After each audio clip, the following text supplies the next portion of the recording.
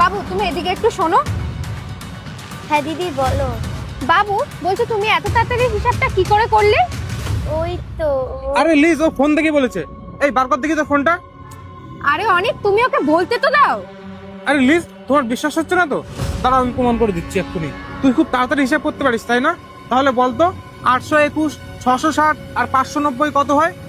আরে একটু আস্তে আস্তে বলো না, এখনো তো আমি নিজেই হিসাব করতে পারলাম না, তো ও কি করে করবে? ওই তো 2071।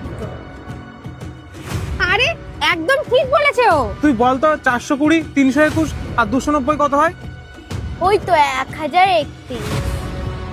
আরে একদম ঠিক বলেছে ও অনেক। এই দেখো আমি এক্ষুনি ক্যালকুলেটরে হিসাব করলাম, দেখো দেখো পুরো ঠিক। এটা কি করে হয়?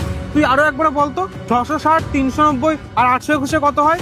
ওই তো 1871।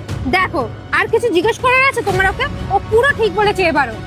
আচ্ছা বাবু, তুমি একটা কথা বলো তো আমায়। তুমি তো স্কুলে যাও না, তুমি এত তাড়াতাড়ি হিসাবটা কি করে করলে বলো তো আমায়?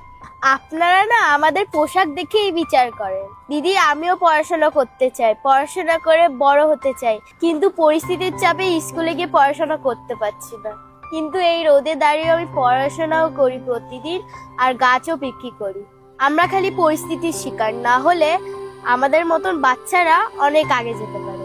আই এম সরি বাবু, আমার না তোমার সঙ্গে এরকম ব্যবহার করা একদমই উচিত হয়নি।